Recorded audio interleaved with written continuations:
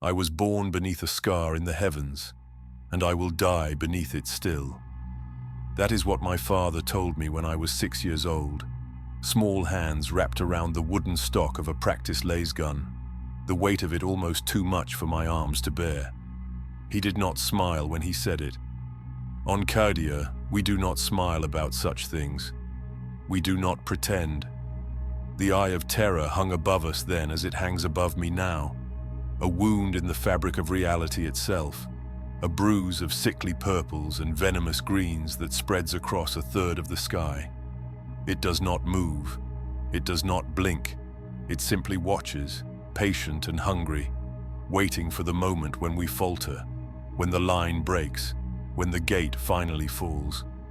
I stand now in what remains of Cadia, one of the great fortress cities that ring the equator like iron teeth. The walls here are 30 meters thick, built from rockcrete and faith and the bones of those who died defending them. Or they were. Now they are rubble. Now they are ash.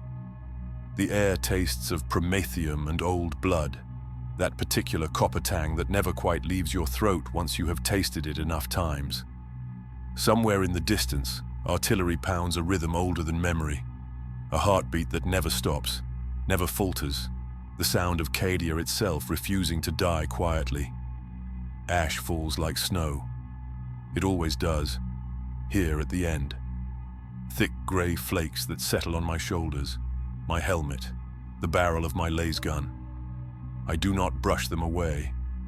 There is no point. There is too much ash, too much ruin, too much ending. My hands are steady though. That much my father gave me. That much Cadia gives all her children. We are born soldiers. We are born holding the line. It is not a choice or a calling or even a duty in the way other worlds understand duty. It is simply what we are, as fundamental as breathing, as inevitable as the scar in the sky. I remember the first time I truly understood what that meant. I was 8 years old, standing in formation with 300 other children in the training yards of Cadia. The drill sergeant walked among us, his augmetic eye clicking and whirring as it scanned our faces, looking for weakness, for doubt, for anything that might break under pressure. He stopped in front of a boy 2 rows ahead of me, a boy whose name I have long since forgotten, and he asked a question that was not really a question at all. "Why do we fight?" the boy stammered. He said something about the Emperor, about duty, about glory. The drill sergeant struck him across the face with the back of his hand, not hard enough to injure, but hard enough to sting, hard enough to remember.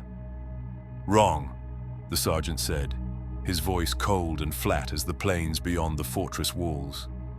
"We fight because if we do not, the Imperium dies. We fight because behind us is everything. Before us is nothing but damnation. We are the wardens of Hell's Gate, and we will hold it until the stars go dark and the universe itself forgets our names. That is why we fight. That is what it means to be Cadian." I understood then, not with my mind, not with logic or reason, but with something deeper, something carved into my very soul. We were not heroes. We were not martyrs. We were simply necessary. The eye of terror hung above us, and beyond it, in the roiling madness of the immaterium, things that should not exist clawed at the veil between worlds, seeking entry, seeking flesh, seeking ruin. Cadia stood between them and the rest of humanity. Cadia stood, and so we stood, generation after generation, born to die holding a line we did not draw, but would never abandon. My father died when I was 12. Not in battle, though that would have been fitting. He died of lung rot, the slow, creeping sickness that takes so many who breathe too much ash, too much chemical fog, too much of the tainted air that seeps from the warp rifts when they tear open along the frontiers. He died in his bed, thin and grey and coughing blood into a rag, and with his last breath he looked at me and said, "Remember the gate." I joined the Cadian shock troops 6 months later. There was no ceremony, There was no need. I simply walked into the recruitment station, purple eyes marking me as true Cadian stock, and they handed me a uniform, a laser gun, and orders to report to the 357th Regiment, 9th Company, 4th Platoon. I was 13 years old. By the standards of Cadia, that was late. Now I am 32, though I feel centuries older.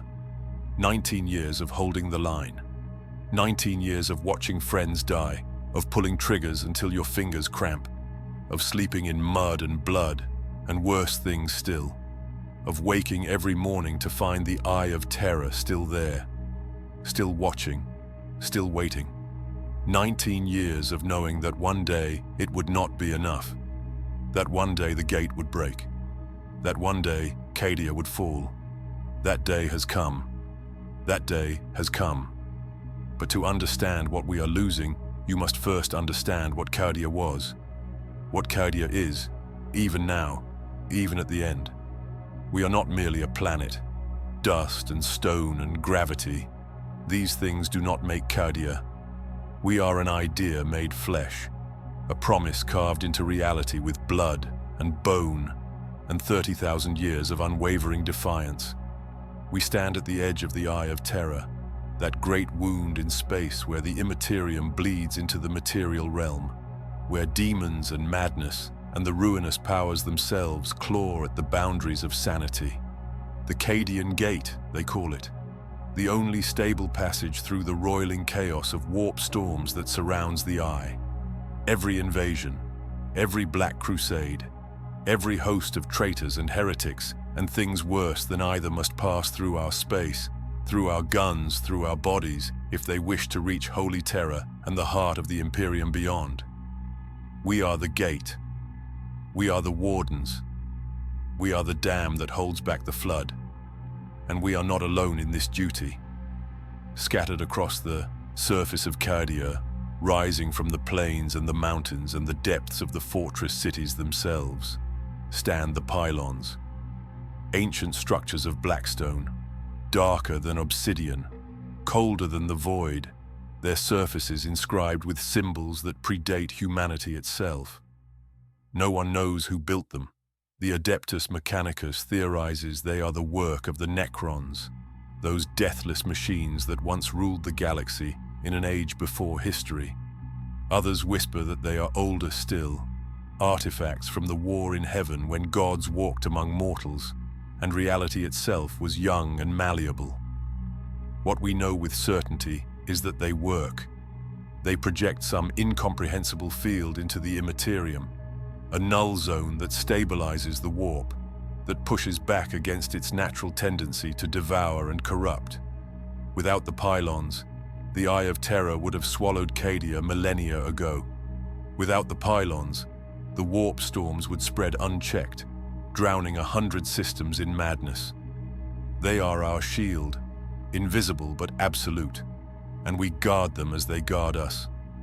I have seen them up close, walked between their towering frames during patrol duty in the wastes beyond Casa Partox. They hum, not with sound exactly, but with something you feel in your teeth, in your bones, a vibration that exists slightly outside normal perception. Stand too close for too long, and you begin to feel numb, disconnected, as though some essential part of yourself is being gently but firmly pushed away. The tech priests call it the null field. We simply call it wrong. But it is a wrongness we have learned to love, because it keeps out a wrongness far greater.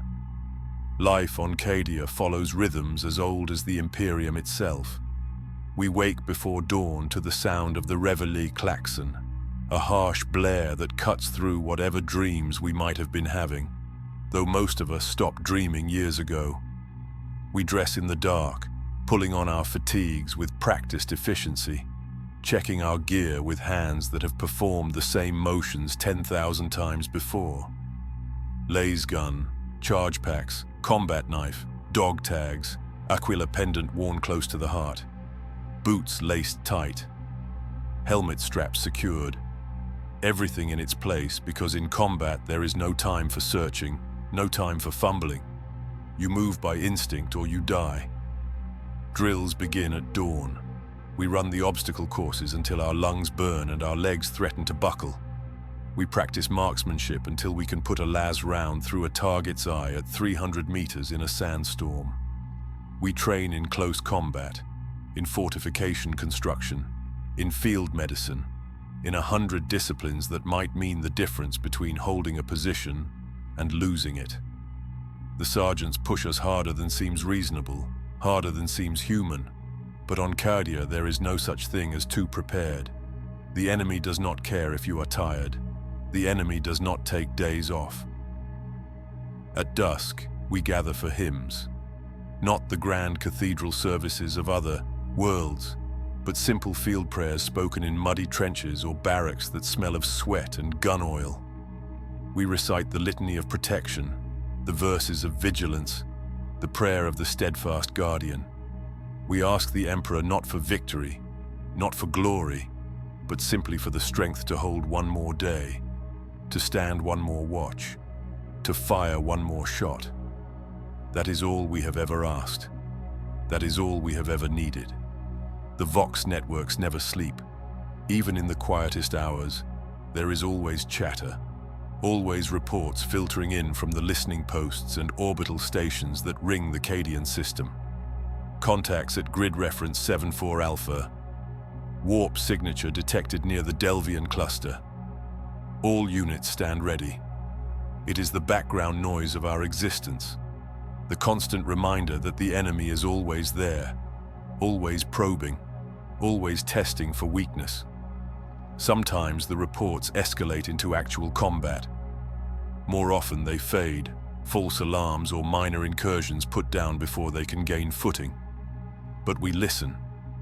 We always listen. I served with the 357th for 16 years before the 13th Black Crusade began. Good soldiers, every one of them. Sergeant Cale with his augmetic jaw and his terrible jokes. Corporal Myron who could shoot the wings off a fly at 400 meters.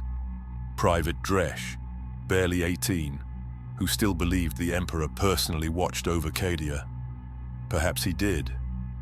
Perhaps he does. I stopped trying to understand the divine a long time ago. I simply do my duty and trust that it matters. We took pride in that duty. Not the loud pride of parade grounds and medals, but the quiet pride of professionals who know their worth. We were Cadian. That said everything that needed saying. We were Cadian. That said everything that needed saying. Until the day it no longer did. The 13th Black Crusade began with silence. That is what I remember most clearly, even now. Not the explosions or the screaming, or the blood that would come later, but the silence. It was 3 hours past midnight when the astropathic choir in Casa Gallen went dark. One moment the Vox was alive with the usual chatter, reports from orbital platforms and frontier stations, the endless stream of coordinates and clearance codes that kept the Cadian Gate functioning. The next moment, nothing. Static. Empty air. The Vox operators adjusted their equipment, checked connections, sent test signals. Nothing came back. Then the stars began to flicker. I was on watch duty atop the eastern wall when I saw it. Small distortions at first, barely noticeable, as though something vast and invisible was moving between Cadia and the distant points of light. Then the distortions grew. The stars twisted, bent, stretched like reflections on disturbed water. I felt my stomach tighten, that primal animal awareness that tells you something is deeply, fundamentally wrong, even before your mind can articulate what it is seeing. "Contacts!"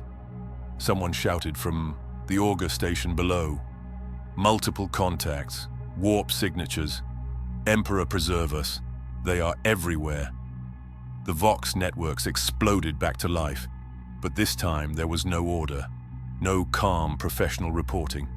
There was only panic, screaming voices overlapping, cutting each other off, desperate to be heard. Warp rifts opening across the entire Cadian system. traitor fleets translating into real space by the hundreds, Sherbia markers showing Black Legion, Death Guard, Crimson Slaughter, Alpha Legion, warbands whose names I did not recognize and colors I had only seen in training hollows. Fortress worlds on the periphery going silent one by one, their last transmissions nothing but static and screaming. Abaddon had returned, the despoiler, the Warmaster of Chaos. 13 times he had hurled himself against the Cadian gate, and 13 times we had thrown him back, bloodied, but never broken. But this time felt different. This time the numbers were wrong. This time the scale was incomprehensible. The sky above Casa Tyrok turned red. Not the red of sunrise or sunset, but the deep arterial red of fresh blood, spreading across the heavens like a wound opening in flesh. Drop pods began to fall, hundreds of them, thousands. They streaked through the atmosphere, trailing fire, slamming into the ground with impacts that registered on seismic sensors 50 kilometers away. Each one disgorged traitor Astartes, Chaos Space Marines in armor that had once been loyalist, but now bore the marks of 10,000 years of corruption and hate. They moved with terrible purpose, cutting through our forward positions like scythes through wheat. We scrambled to battle stations. No time for proper briefings, no time for coordinated response. We simply grabbed our weapons and ran to the walls, to the gun emplacements, to anywhere we might slow the tide, even fractionally. Las fire lit the darkness. Bolter rounds tore through rockcrete. Somewhere in the city behind us, a plasma reactor took a direct hit and went critical, the explosion bright enough to cast shadows at noon. I killed my first traitor that morning.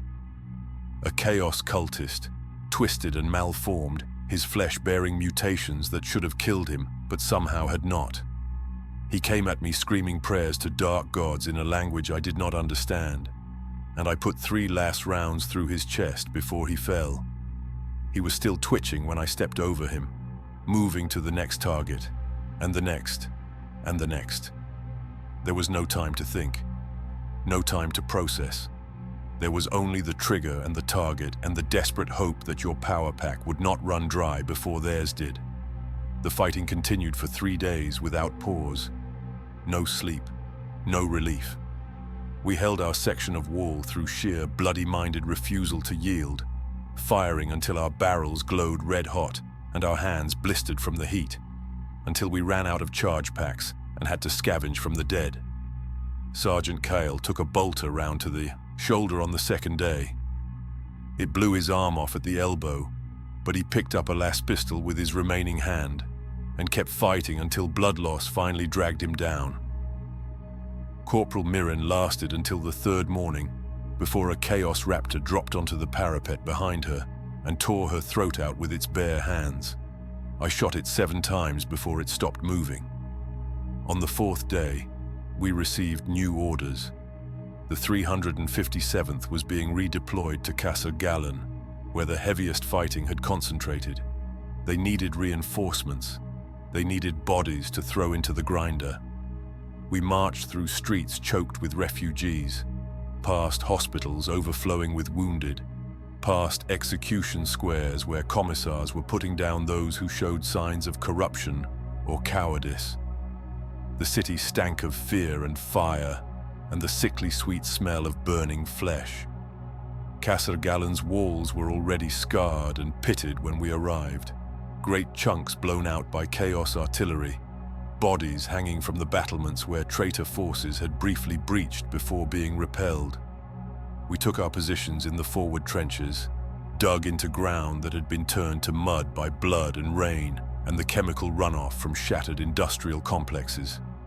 The enemy was visible now, massed on the plains beyond the walls. Not hundreds, not thousands, tens of thousands. Traitor Guard, demon engines, titans, actual god machines, 60 meters tall, bristling with weapons that could level city blocks. I looked at Private Dresch.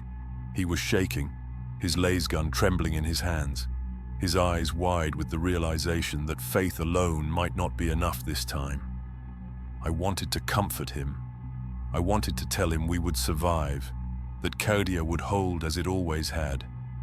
But I could not, because looking at that endless sea of corruption spreading across the horizon, I understood with cold certainty what we had all suspected but never spoken aloud. This was not a raid. This was not even a crusade in the traditional sense. This was annihilation. Abaddon had not come to test us. He had come to end us, and he had brought the means to do it. This was annihilation. Abaddon had not come to test us. He had come to end us, and he had brought the means to do it. Yet still we fought, because that is what Cadians do. We hold the line, even when the line becomes a noose. The days blurred into nights, and the nights bled back into days until time itself lost meaning. We measured our existence not in hours, but in heartbeats, not in shifts, but in the seconds between one attack and the next.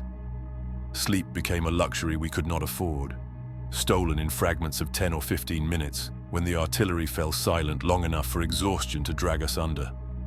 We would wake to find ourselves still standing, still gripping our laser guns, our bodies locked into firing positions, even while our minds briefly fled into unconsciousness.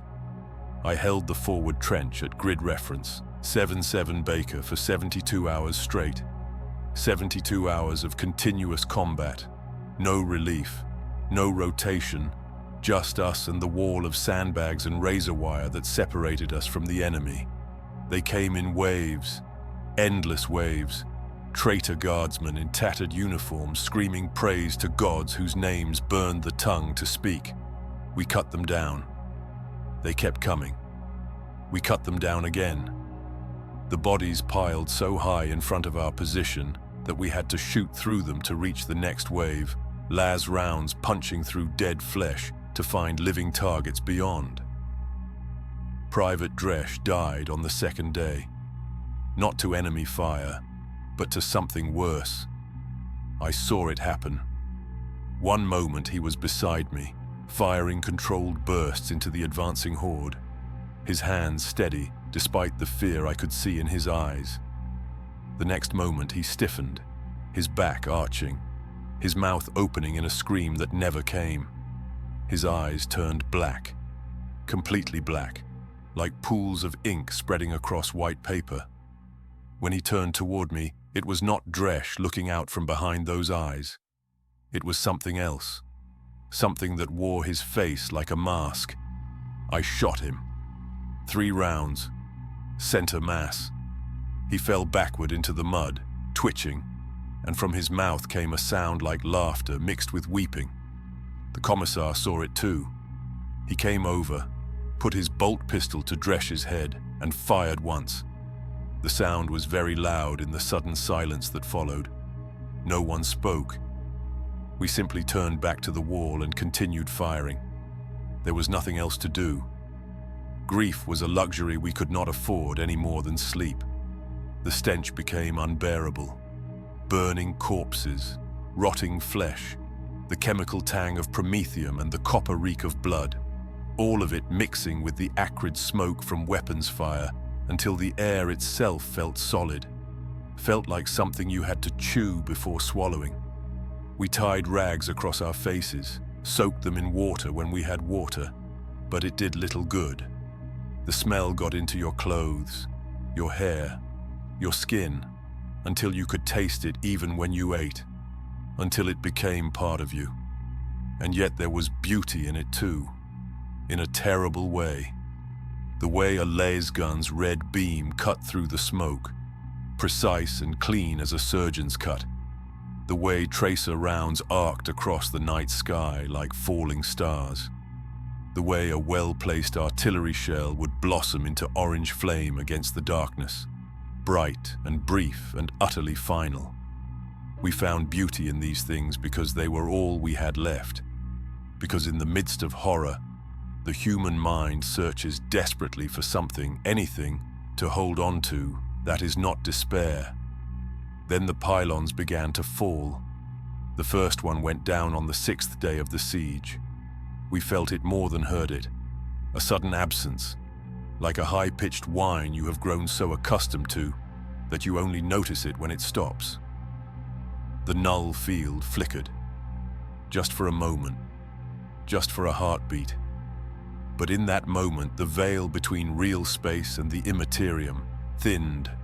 I saw things in that moment, shapes moving at the corner of my vision, gone when I turned to look directly, colors that should not exist, sounds that came from inside my own skull rather than through my ears.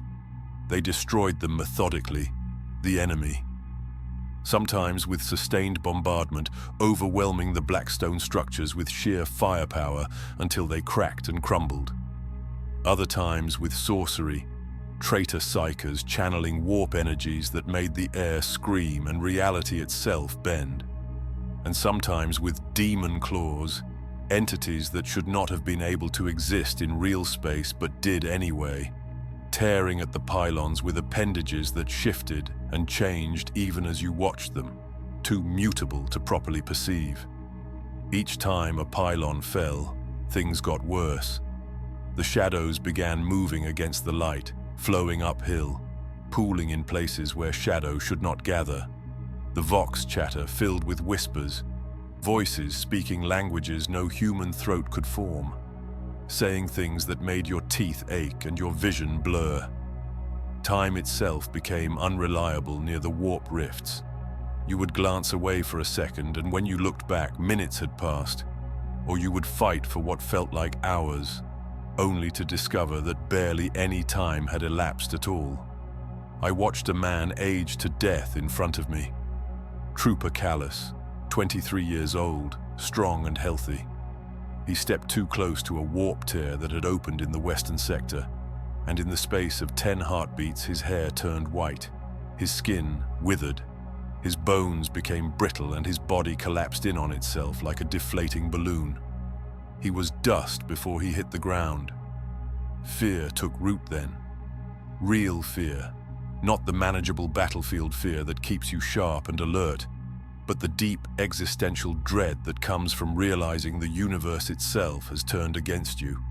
We had trained for human enemies, even for traitor Astartes and demon engines. We had not trained for reality to stop making sense. How do you fight shadows that move backward? How do you shoot whispers?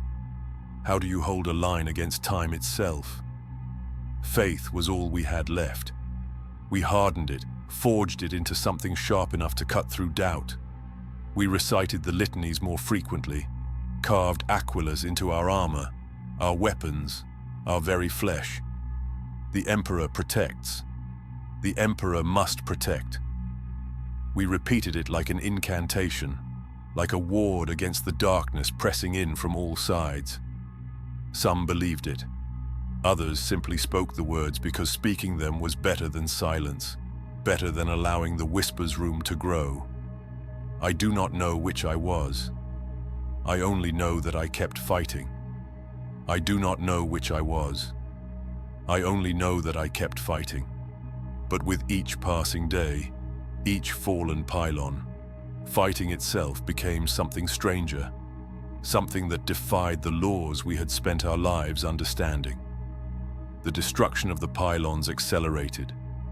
What had begun as isolated strikes became a systematic dismantling, as though Abaddon had finally committed the full weight of his forces to tearing down our ancient shields. We received reports from across the planet. Pylon 7-4 collapsed under sustained fire from Chaos Titans. Pylon 12 Alpha consumed by warp fire that burned without heat and left no ash. Pylon 3-9 torn apart by demons that sang as they worked, their voices a choir of madness that drove the defenders to claw out their own ears. With each pylon that fell, the eye of terror expanded. Not slowly, not gradually, but in lurching spasms, like a wound tearing wider with each heartbeat. The bruise-colored stain across our sky began to spread, its edges creeping southward and eastward, consuming stars, devouring the familiar constellations we had used to navigate since childhood. Within a week, it covered half the visible sky. Within 2 weeks, it swallowed everything from horizon to zenith. We lived beneath an open wound now, raw and infected, and through it we could see things that mortal eyes were never meant to perceive. The phenomena intensified. Reality itself began to fray at the seams. I saw a squad of soldiers walk into a temporal distortion near the ruins of Manufactorum 6. They entered as young men, fresh-faced conscripts barely out of training. They emerged 3 seconds later as ancient, withered things, their bodies bent with age, their voices cracked and broken as they tried to scream. They aged 90 years in the space of 3 heartbeats. We shot them out of mercy. There was nothing else we could do. In Sector 14, gravity reversed. Just a small pocket, perhaps 50 meters across, but enough. Guardsmen walked into it unprepared and suddenly found themselves falling upward, tumbling into the sky, flailing helplessly as they rose higher and higher until the atmosphere thinned and they suffocated in the upper reaches. We marked the zone with warning beacons, but the zone moved, drifting like a cloud, claiming new victims daily. The dead rose. Not as zombies, not as the shambling corpses we had been trained to recognize and destroy. They rose as memories given flesh, phantom soldiers appearing in trenches where men had died weeks before, going through the motions of their final moments over and over. You could see through them, these ghost soldiers, see the wall behind them as they loaded weapons that were not there and fired at enemies only they could see. Some of our men tried to speak with them. The phantoms never answered. They simply continued their endless reenactment until dawn, when they faded like mist.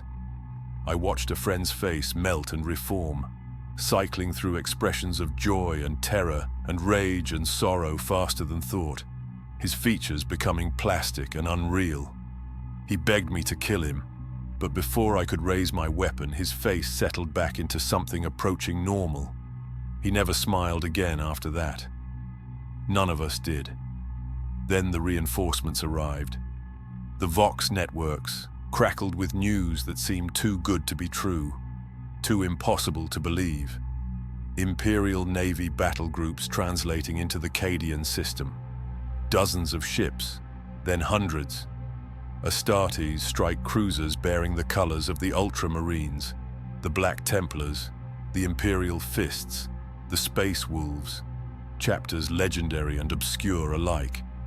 They came from across the segmentum, drawn by astropathic cries for aid, by the knowledge that if Cadia fell, a darkness would spread that might never be pushed back. And they brought him, Robut Guilliman, the Avenging Sun. Primarch of the Ultramarines, Lord Commander of the Imperium, returned from 10,000 years of stasis to lead humanity in its darkest hour. I saw him once, just once, as his honor guard moved through the ruins of Casser Gallon on their way to the command center. I was part of the security cordon, standing at attention as they passed. He was enormous, impossibly so, 3 meters tall in his armor of blue and gold, each plate a work of art that put our mass-produced gear to shame. But it was not his size that struck me. It was his presence. He radiated something, an aura of command and certainty and power that made you want to kneel, to swear oaths, to die gladly if only he would ask. Hope flared in my chest for the first time in weeks. The Primarch had come. The son of the Emperor himself walked among us. Surely now the tide would turn. Surely now we would throw back the darkness and reclaim our world. But hope is a fragile thing, and reality cares nothing for what we wish to be true. The enemy adapted. They always do. Chaos is nothing if not inventive, nothing if not willing to embrace methods that loyalist forces would consider unthinkable. The Blackstone Fortress appeared in high orbit 3 days after Guilliman's arrival. The will of eternity, they called it. a structure ancient beyond reckoning, built in the dark age of technology, or perhaps even before. It had been corrupted, turned, its purpose twisted from whatever noble function it once served to something dark and terrible. It was massive, larger than any ship, larger than any station, a geometric impossibility of angles that hurt to look at directly. Its surface was the same lightless black as the pylons, but where the pylons projected stability and order, the fortress projected wrongness. It sat in our sky like a tumor, like a cancer, and from it came energies that made the remaining pylons scream. I felt them die. We all did. Not heard, but felt, deep in the marrow of our bones. Each pylon's destruction sent a shockwave through the immaterium, a ripple that we perceived as nausea, as vertigo, as a sudden conviction that we were falling even though our feet remained planted on solid ground. The fortress destroyed them remotely, channeling power we could not understand through mechanisms we could not fathom. One by one, the ancient guardians fell silent, and as they fell, the eye expanded further still. The sky was no longer sky. It was warp stuff, raw and churning, pressing down upon us with weight that was both physical and psychological. To look up was to invite madness. We stopped looking up. I understood then with cold, crystalline clarity. Cadia was not going to survive this. All the reinforcements, all the space marines, even a Primarch himself, it would not be enough. Abaddon had planned too well, brought too much force, committed too thoroughly to our destruction. We were going to die here, all of us. The planet itself was going to die. But still we fought. What else could we do? We were Cadian. Fighting was not merely what we did. It was what we were, written into our genetics, carved into our souls by 30,000 years of holding an impossible line. Even doomed, even hopeless, we would fight until the last lasgun failed and the last soldier fell. The Emperor protects. The Emperor must protect. Even if he did not, we would stand regardless. Even if he did not, we would stand regardless. And stand we did, when the War Master himself came to finish what his armies had begun. Abaddon the Despoiler descended to the surface on the 47th day of the siege. We received the warning from orbital reconnaissance stations moments before atmospheric sensors detected his dropship. A monstrous thing of blackened metal and protruding spikes that screamed through the sky, trailing fire and corruption. It landed in the wastes beyond Casa Kraf, crushing a refugee column beneath its bulk, and from its maw emerged the elite of the Black Legion. Terminators, bringers of despair, hounds of Abaddon. Warriors who had fought in the Horus Heresy 10,000 years ago, whose armor bore scars from battles that had destroyed entire civilizations. And at their head, the War Master himself. I was part of the counter-assault force dispatched to the last intact pylon network near the city's western edge. Desperate orders from high command, delivered with the kind of urgency that tells you this is the moment. This is where everything either holds or breaks forever. We moved through streets choked with rubble, past burning buildings and corpse-filled squares, toward the coordinates where the ancient blackstone structures still stood, still hummed with that bone-deep vibration that meant reality here remained stable, remained real. We were too late. The enemy had already reached the pylons when we crested the ridge overlooking the valley where they stood. Hundreds of traitor Astartes, their armor painted in the black and gold of the Legion, supported by cultists and demon engines and things that defied categorization. They surrounded the structures like infection around a wound, pouring fire and sorcery and hatred into the ancient Blackstone. And standing at the center of it all, impossible to miss even at this distance, was Abaddon. He was enormous, even larger than I had imagined, even larger than seemed physically possible for something wearing armor. 4 meters tall, perhaps more, encased in Terminator plate so ancient and so covered in blasphemous runes that it seemed to drink in light rather than reflect it. Upon his back rose the standard of his legion, a banner that had flown at terror itself during the siege, during humanity's darkest hour. In one hand he carried a combi bolter, in the other a sword. Drachnien, the end of empires, a demon bound in the shape of a blade, forged from the first murder ever committed by one human against another. Even from hundreds of meters away, even through smoke and chaos and the distortion of my helmet optics, I could see that sword. It writhed. It hungered. It was aware and it was watching and it knew we were there. We attacked anyway. What else could we do? We poured down the ridge in a desperate charge, firing as we ran, screaming prayers and curses and anything that might give us courage. Las fire and bolter rounds filled the air. Artillery support rained down from positions behind us. For a moment, just a moment, I allowed myself to believe we might reach the pylons, might somehow drive the enemy back. Then Abaddon turned toward us, and the world stopped. His voice came across every Vox channel simultaneously, overriding encryption, bypassing jamming, simply existing in all frequencies at once. But more than that, I heard it inside my head, felt it resonating in my chest, in my bones, in places that sound should not be able to reach. Deep, certain, utterly without doubt or mercy.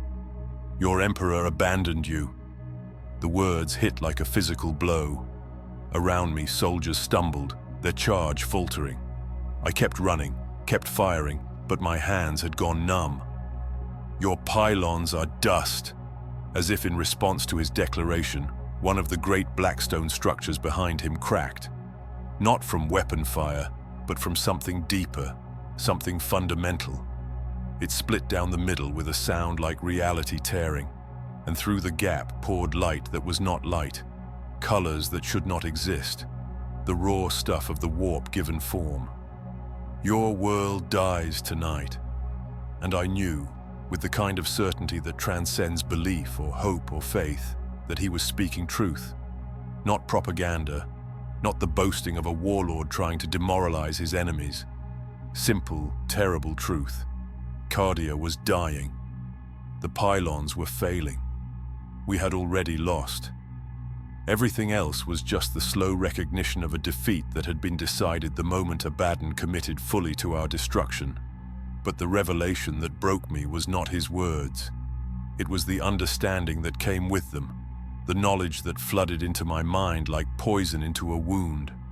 The pylons had always been temporary. They were ancient, yes. Powerful, yes. But they were not eternal. Nothing is eternal. They had stood for millennia, but millennia is not forever.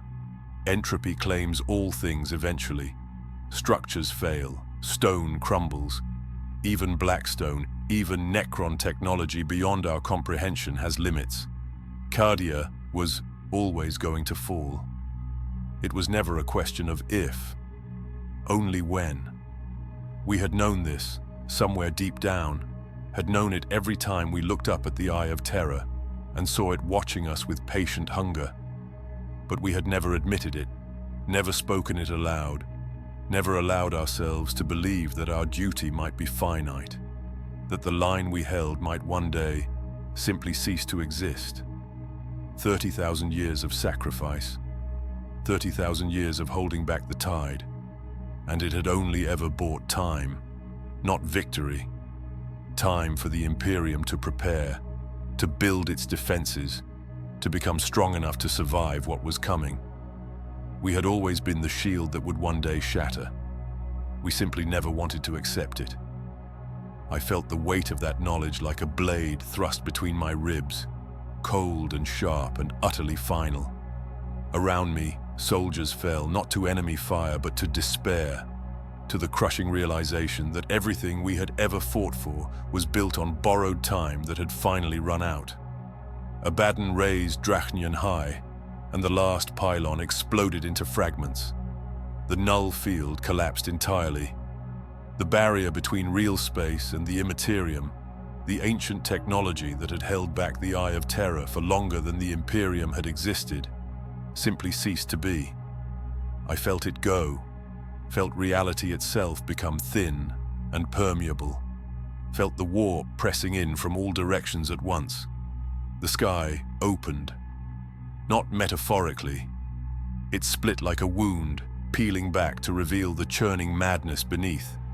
Demons poured through the gap, thousands of them, millions perhaps, entities of pure malice given temporary form. The air filled with screaming, with laughter, with sounds that had no source in the physical world. And still we fought. Because we were Cadian. Because fighting was all we had left. Because even in defeat, even in damnation, even with the certain knowledge that we would not survive the hour, we could still make them pay for every meter, every second, every life they took from us. I raised my laser gun and fired into the oncoming horde. The beam was a thin red line of defiance against the darkness. It would not be enough. It was never going to be enough, but it was all I had to give. So I gave it. But it was all I had to give. So I gave it. And then the sky fell, and even defiance became meaningless against the magnitude of what Abaddon had truly planned. The ground assault was never meant to destroy us. We understood that too late. Far too late.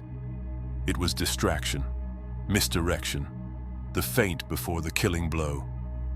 While we bled ourselves dry in the trenches, while we threw everything we had at his ground forces, Abaddon had been maneuvering the will of eternity into position.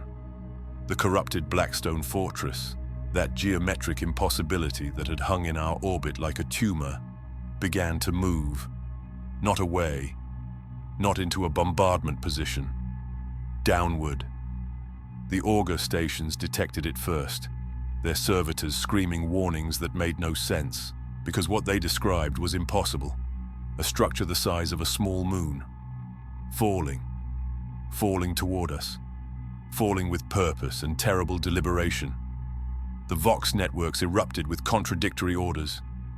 Evacuate. Stand fast. Hold your positions. Fall back to secondary strongpoints. The chain of command was fracturing under the weight of what we were seeing, what we could not allow ourselves to believe even as we watched it happen. I saw it from the western ridge, standing amid the corpses of my assault team, most of whom had died in the moments after the last pylon fell. The fortress descended through the atmosphere, trailing fire, its blackstone surface glowing red from friction, from heat, from the sheer violence of its passage. It was beautiful in the way that apocalypse is beautiful, terrible and vast and utterly beyond human scale. It struck the northern continent at what the tech priests would later calculate as 700 kilometers from Cadia. I was far enough away that I had 3 seconds between seeing the impact and feeling it. 3 seconds to watch a second sun ignite on the horizon, a sphere of white-hot destruction expanding outward, consuming everything in its path. 3 seconds to understand that I was about to die. The shockwave hit like the fist of an angry god. The ground beneath my feet rose and fell in a wave that should not have been possible for solid rock. I was thrown 20 meters, tumbling through air filled with debris and screaming soldiers and fragments of the earth itself. When I landed, I could not hear. My ears were bleeding. My vision swam. But I was alive, impossibly alive, and that meant I still had duty. Cadia did not die quietly. The planet screamed. Tectonic plates that had been stable for billions of years fractured under the impact. Fault lines opened like wounds, chasms kilometers deep tearing through the surface.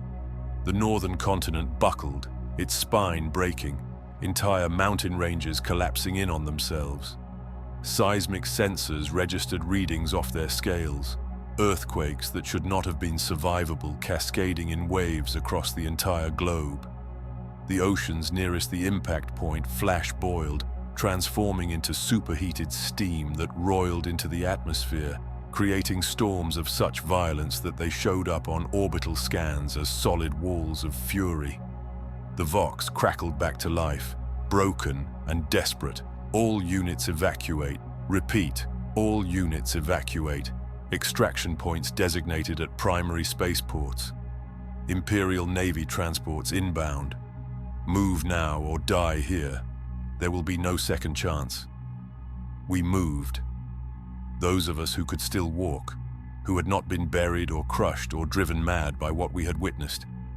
We stumbled through streets that were no longer level, past buildings that leaned at impossible angles or had simply collapsed into rubble. The city was dying around us, its infrastructure failing, its power grid flickering and dying, its very foundations coming apart. The evacuation was chaos given form. Millions of people, soldiers and civilians alike, all converging on the spaceports simultaneously. The streets were choked with refugees carrying whatever they could grab. Children crying for parents they would never see again. Priests leading prayer circles even as the ground split beneath them. And through it all, the demons. Reality was so thin now, the barrier so compromised, that entities from the warp simply manifested wherever they pleased, falling upon the helpless with claws and teeth and appetites that transcended hunger. We fought our way through, not as soldiers anymore, not as a coordinated unit, but as survivors doing whatever was necessary to reach safety that might not even exist. I lost track of how many I killed, how many died beside me. Sergeant Cale, already wounded, was swallowed by a chasm that opened without warning beneath his feet, his single remaining hand reaching up until the earth closed over him like a mouth. A cultist with a rusted blade killed 3 of our number before I put a lass round through his eye. Buildings collapsed onto refugees who had sought shelter inside them, crushing hundreds in instants. The spaceport was a vision of the Imperium's last desperate stand. Navy transports descended through the chaos, their hulls scarred by debris and demonic attack, landing just long enough to take on as many bodies as could fit before launching again. There was no order, no manifests, no checking of credentials. You either made it onto a ship or you did not. Those who did not were left behind, screaming curses and prayers as the transports lifted away. I fought my way up a loading ramp, physically shoving aside those weaker or slower, operating on pure survival instinct now. The transport was packed beyond any reasonable capacity. Bodies pressed together so tightly you could barely breathe. The air thick with sweat and fear and the smell of people who had not bathed in weeks. Through the open ramp, I caught one last glimpse of Cadia. The eye of terror filled the entire sky now, horizon to horizon, a wound that had finally consumed its victim. The planet's surface was breaking apart, continents drifting, oceans draining into the chasms between. Volcanic eruptions spewed ash and fire kilometers into the atmosphere. The cities burned, the fortresses crumbled, 30,000 years of defiance reduced to rubble and ash and screaming. The ramp closed. The transport shook as its engines fired, lifting us away from the dying world. I pressed my face to a viewport, watching Cadia recede below us, watching it break and burn and die. Around me, soldiers wept openly. Some prayed. Others simply stared, their minds unable to process the magnitude of what they were seeing. Cadia was lost. The gate had fallen. The line we had held since before the Imperium existed had finally broken, and we had survived it, though survival felt less like blessing and more like curse, because now we had to live with the knowledge of what we had failed to prevent. The transport shuddered as it broke atmosphere, heading for the Navy vessels in high orbit. Through the viewport, I watched the planet shrink, watched it fragment. watched pieces of it drift away into the void. Cadia was breaking. Cadia was dying. Cadia was gone. Cadia was gone. But we remained, carried away from our dying world in ships never meant to hold so many, watching through cold viewports as everything we had ever known ceased to exist. The Navy frigate Unbreakable Resolve took us aboard 6 hours after we lifted off from the surface. Our transport had barely enough fuel to reach orbit, its engines coughing and sputtering as we docked with the larger vessel. They crammed us into cargo holds designed for munitions and supplies, not human beings. Thousands of us packed into spaces where you could not lie down, could barely sit, bodies pressed against bodies until individual identity became meaningless and we existed as a single mass of exhausted, traumatized humanity. Soldiers, civilians, priests clutching holy texts, children who had stopped crying because they had no tears left, old men and women who had survived 9 decades on Cadia only to watch it die in their final years. We were all refugees now, stripped of rank and purpose, defined only by the fact that we had survived when billions had not. The viewports in the cargo hold were small, scratched, barely functional, but they were enough. Through them, we watched Cadia's death throes with the morbid fascination of those who cannot look away from catastrophe, even when looking causes nothing but pain. The planet was splitting apart. Not slowly, not with dignity. It came apart like flesh under a blade, great sections of crust peeling away from the mantle, continents breaking into fragments that drifted into space trailing fire and debris. The core was exposed now, a burning wound at the heart of the world, glowing with heat that should have been contained beneath kilometers of rock, but now spilled freely into the void. Tectonic forces that normally operated over millions of years, compressed into hours, into minutes, destroying in moments what had taken eons to build. The pylons were gone. All of them. Those ancient structures that had held back the tide for longer than human history were dust now, their blackstone scattered across a dying world, their function ended, their purpose fulfilled and exhausted. Without them, the Eye of Terror was no longer contained. We watched it expand in real time, the wound in reality growing, spreading, its edges jagged and raw like torn flesh. It did not stop at Cadia. Why would it? The only thing that had ever held it back was gone. The eye began to spread across the system, then beyond, a crack in the universe itself that widened with each passing hour. The astropaths aboard the frigate screamed as they felt it, their minds touching the expanding tear, their sanity shredded by the contact. The tech priests monitoring long-range augers reported impossible readings, entire sectors going dark, the warp storms intensifying to levels never before recorded. The Great Rift, the cicatrix malfactum, the scar that would split the Imperium in two, dividing the galaxy from end to end, severing half of humanity from the light of terror. We did not know those names yet, not then, but we watched its birth, and we understood that what we were witnessing was not merely the death of one world, but the transformation of the entire galaxy into something darker, something more hostile, something that would test humanity in ways we could not yet imagine. I pressed my forehead against the cold metal of the bulkhead and wept without sound.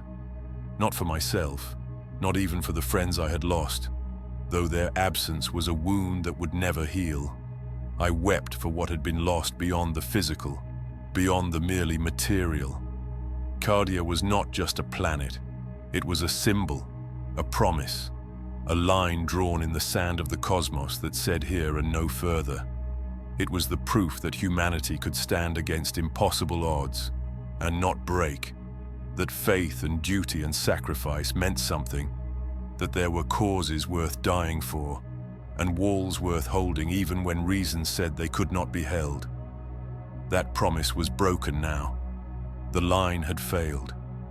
And though we had fought with everything we had, though we had spent our blood and our lives without hesitation, it had not been enough.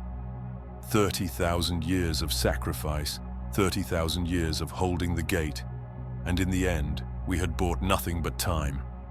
Time that had now run out. I thought of the billions who had died, not the soldiers, though they numbered in the millions, but the civilians, the families, the children who would never grow up, never have children of their own, never stand watch on the walls as their parents had. I thought of the old woman I had seen in Cadia 3 weeks before the end, purple-eyed and proud, who had told me she had been born in that city 87 years ago and intended to die there. She had gotten her wish. I hoped it had been quick. I thought of Private Dresch, who had believed the Emperor personally watched over Cadia, whose faith had been rewarded with possession and a bolt round to the skull. I thought of Sergeant Kyle, swallowed by the earth, and Corporal Myron torn apart by a chaos raptor. I thought of my father, who had died believing his son would continue the watch, would hold the line as he had held it, as his father before him had held it. What would he think if he could see me now, fleeing into the void while our world burned behind us? Around me, other soldiers wept or prayed, or simply stared at nothing with eyes that had seen too much and could no longer process what they had witnessed. Some raged, screaming curses at the enemy, at the Imperium, at the Emperor himself for allowing this to happen. Others carved Aquilas into their flesh with combat knives, drawing blood as though pain could somehow atone for survival. A priest near the back of the hold led a hymn, his voice cracked and broken, but still carrying the words we had sung every evening on Cadia, the prayer of the steadfast guardian. Some joined in, most did not. The words felt hollow now, empty of the certainty they had once carried.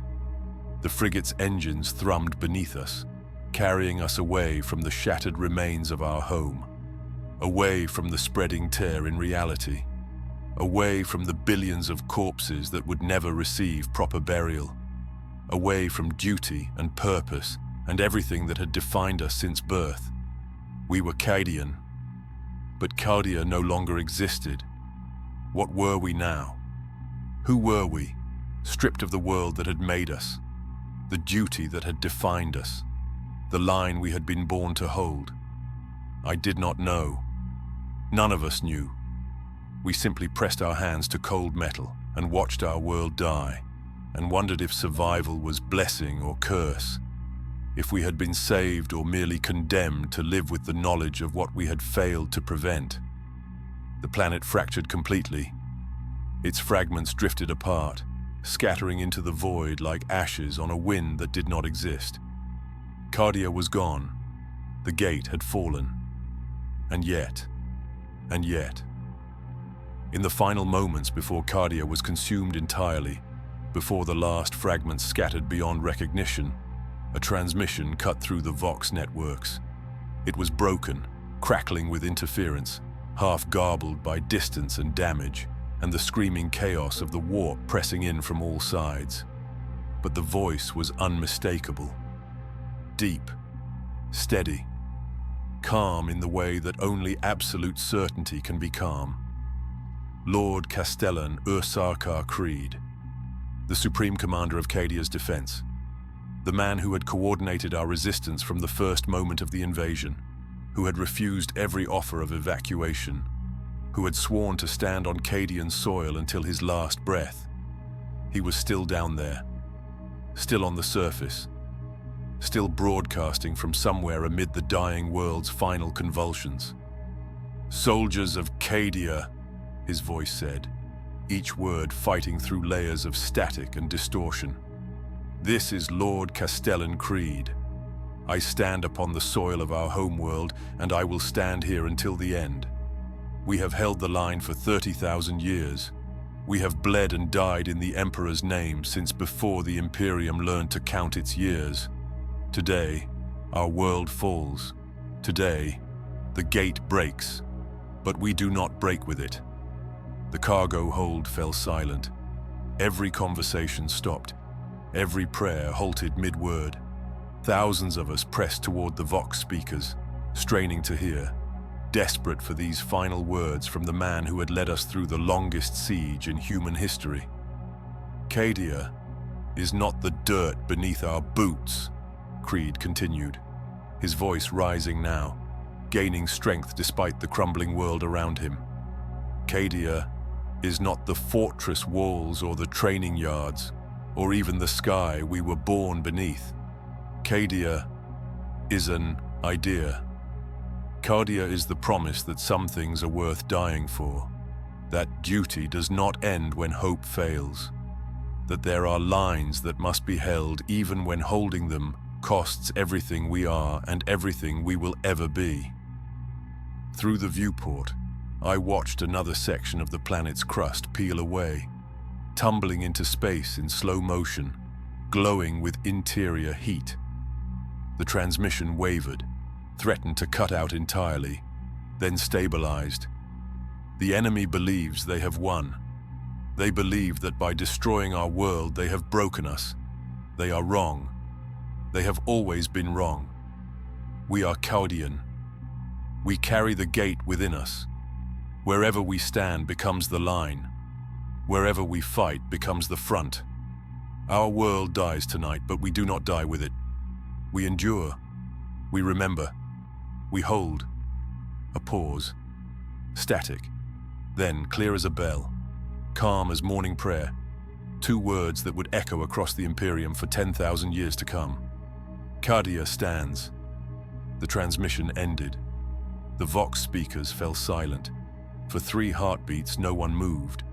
No one spoke.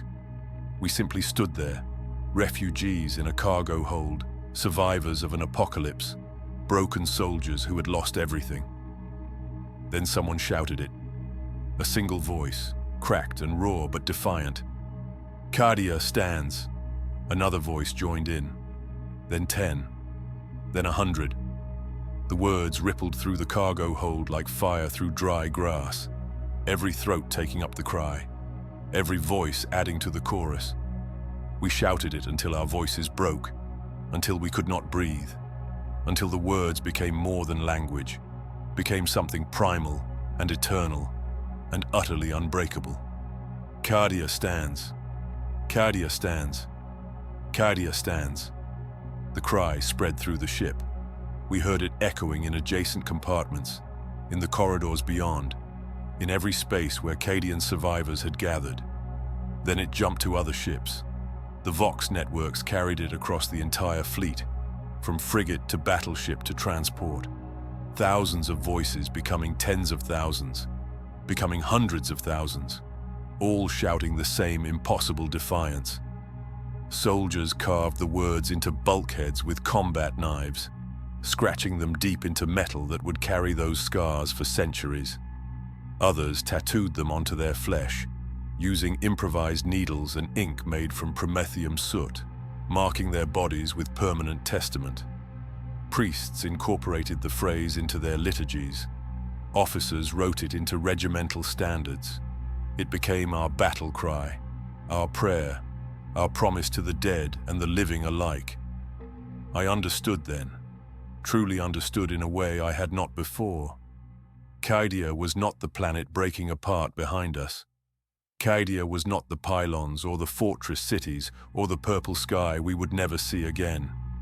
Cadia was the idea that even in annihilation there is defiance, that even when you lose everything, even when the universe itself conspires to break you, you can choose to remain unbroken, not through victory, not through survival, but through the simple, stubborn, magnificent refusal to yield.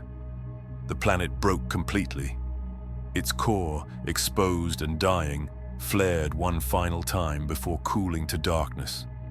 The fragments scattered into the void, swallowed by the expanding eye of terror, consumed by the warp storms that would rage for years to come.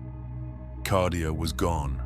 The physical reality of it, the dirt and stone and air and everything that made it a world, ceased to exist. but the cry remained. Cadia stands. I pressed my hand flat against the bulkhead, feeling the thrum of the ship's engines, the vibration of life and motion and purpose. My eyes were dry now. The time for weeping had passed. Something else had taken its place, something harder and sharper, and far more dangerous than grief. Cadia stands, I whispered to the cold metal, to the void beyond, to the dead who could not hear but deserved to know anyway. Cadia stands. Around me, others did the same. We repeated it like a prayer, like a curse, like a promise that we would keep even if it killed us. Especially if it killed us, because that was what it meant to be Cadian. Not the place of your birth, but the refusal in your heart. Not the ground you defended, but the principle you embodied. Not survival, but the choice to stand even when standing was hopeless. The climax was not triumph. It was not tragedy either, though we had lost everything. It was transformation. Our loss became legend in that moment. Our death became immortality. We had failed to save our world, but we had saved something more important. We had saved the idea that some things matter more than survival, that duty transcends victory, that there is honor and meaning and purpose in standing against the darkness, even when the darkness wins. The planet was gone. The gate had fallen. But we remained. And wherever we stood would become the new gate. Wherever we fought would become the new line. Because we carried Cadia with us now, not as memory but as mission, not as loss but as legacy. The eye of terror swallowed the last fragments of our world. The warp storms raged. The great rift spread its jagged scar across the galaxy. And still, from 1,000 ships, from 1,000,000 throats, the cry continued. Cadia stands. Cadia stands. Cadia stands. Cadia stands. Cadia stands. Cadia stands. And in the aftermath, we learned what those words truly meant. The refugee fleet drifted through the void for weeks, then months, seeking safe harbor in an imperium that no longer existed in the form we had known. The Great Rift had split the galaxy in two, severing communication, drowning entire sectors in warp storms that made travel impossible, and astropathic contact a death sentence for those who attempted it. We were adrift in more ways than one, survivors of a world that had ceased to exist, soldiers without a battlefield, guardians of a gate that had fallen. But we endured, because that is what Cadians do. They distributed us across 12 worlds, 100 regiments.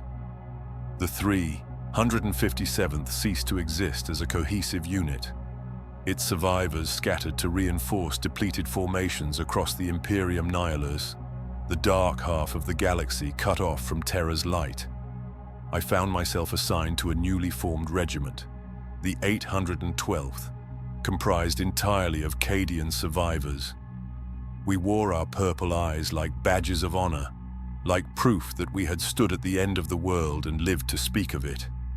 We trained the new recruits, young men and women from worlds that had never seen the eye of terror, who did not understand what it meant to be born holding a line. We taught them the drills our fathers had taught us, the same movements performed the same way for 30,000 years, how to strip a laser gun in darkness, how to dig a trench that will hold against artillery, how to pray while firing, how to reload while retreating, how to die standing rather than live kneeling. But more than that, we taught them what Cadia meant. Not the planet, the idea. We told them stories of the siege, of the pylons falling one by one, of Abaddon descending to finish what his armies had begun. We told them of Lord Castellan Creed's final transmission, of the cry that had spread through the fleet, of the promise we had made to the dead and to ourselves. Some of them understood immediately. Others took longer, needed to see combat, needed to stand their first watch, and feel the weight of duty settle onto their shoulders like a mantle. Children were born aboard the refugee ships, in the transit barracks of our new postings, in field hospitals on worlds I had never heard of before the fall. Cadian children, marked by purple eyes that proved their lineage, their connection to a world they would never see. We taught them too.